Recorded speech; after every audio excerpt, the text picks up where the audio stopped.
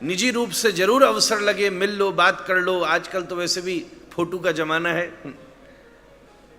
70% व्यक्ति केवल सेल्फी के लिए मिलना चाहता है, वो भी उसमें भी चलो। कई कई भावुक लोग हैं, अच्छी बात है। आज प्रचार के साधन है, युवा पीढ़ी ने इस तरफ रुचि जगा करके इस आधुनिक जगत के संसाधनों में भी श्री ठाकुर जी और राधा रानी के नाम को यहां तक पहुंचाया। बहुत बड़े प्रभाव की बात है।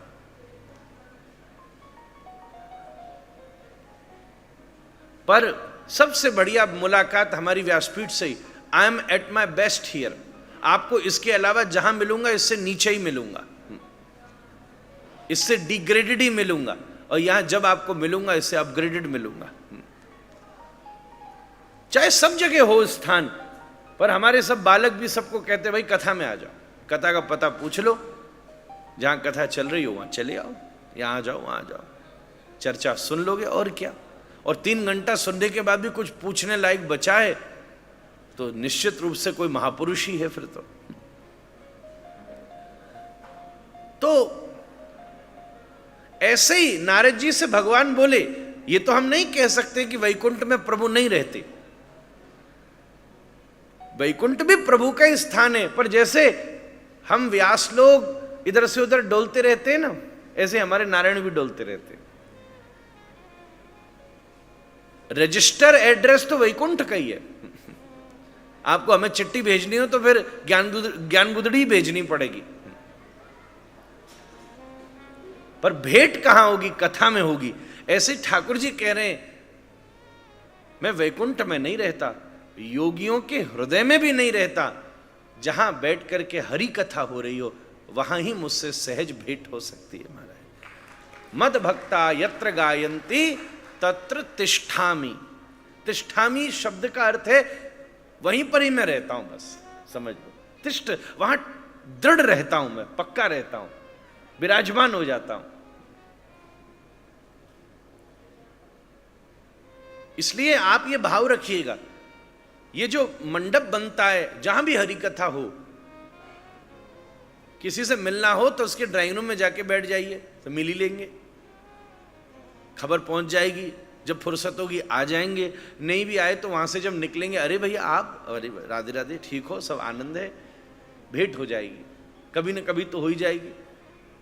ऐसे ही ये मंडप जो है ये केवल कोई प्रवचन गृह नहीं है, बल्कि श्री ठाकुर जी की बैठक है, श्री ठाकुर जी को ड्राइंग रूम है। कोई न कोई दिन तो बात बनी सकती है जब कबहु न दीन दयाल के भनक पड़ेगी कान। एक बात और कहूं, कल का ही एक अनुभव है इसलिए कह रहा हूं।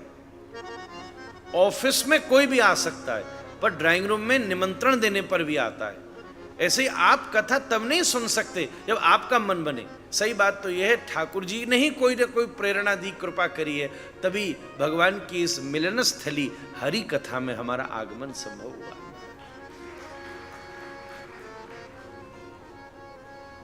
भागवत के बड़े प्रसिद्ध टीकाकार हुए मधुसूदन सूरिपाद। ये जो श्लोक है ना भैया, कितना प्रसिद्ध, हर व्यास हर विप्र को याद होगा। और कई वैष्णव बच्चे इसको सुने होंगे, नहीं तो कम से कम गाते होंगे, याद होगा ना, तो सुने तो जरूरी होंगे। हमारे श्याम सुंदर की स्तुति का बड़ा अद्भुत श्लोक है। वंशी विभूषित करां नवनीरदाभात पीतांबरात् अरुण बिंब फलाधरोष्ठा पूर्णेन्दु सुंदर मुखात् अरविंद नेत्रात् कृष्णात् परं किमपि तत्त्वमहं न जाने। श्री मधुसूदन जी का श्लोक है, आप ही का श्लोक है। ये श्लोक की रचना कब हुई?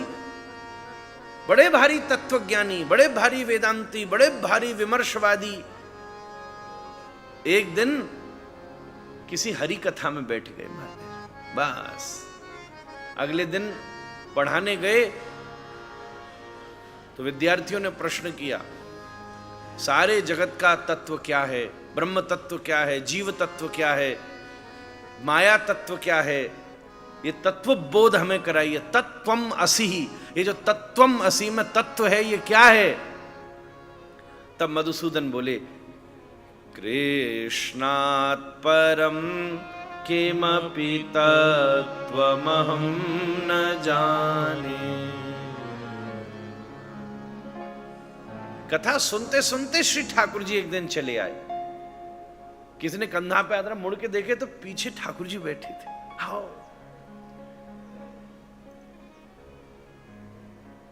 ऐसे बैठा करो, ऐसे बिल्कुल जैसे कभी कभी हमने देखा है किसी व्यक्ति को, किसी प्रसिद्ध व्यक्ति, कभी कभी हम लोग भी कथा सुनते ना, होलियों में हमारे यहां हर वर्ष कथा रहती है। इस वर्ष भी पिछले 74 वर्ष हो गया, 76 वर्ष हो गए। हमारे पूज्य बाबा ने शुरू करी परबाबा महाराज की स्मृति में। 76 वर्ष से कोई न कोई, और बीच में अनेक वर्षों तक केवल बाबा ही कथा करते थे। हम लोग तो उनके शिष्य, और वो सन्यासी हो गए, तो हमें वर्ष भर में एक बार अवसर मिलता था कि गुरु रूप में वो पधार कर नित्य हम सब अपने शिष्यों पर कृपा करते थे। फिर जब उनका धाम प्रवेश हुआ तो एक आध वर्ष हमने करी, फिर हमारे मन में आई यार अपने घर में खुद बोलने में संकोच हो गए हैं। फिर हमने सोची कौस प्रार्थना करी जाए, तो कभी कोई। इस बार हमारे चित्रकूट वाले जगत गुरु जी महाराज आवेंगे, बड़ी कृपा होगी। भ्रमर गीत के ऊपर हमने उनसे निवेदन किया है। ज्ञान गुदड़ी उद्धव गोपी संवाद स्थल है, उसी पर चर्चा कीजिए महाराज जी।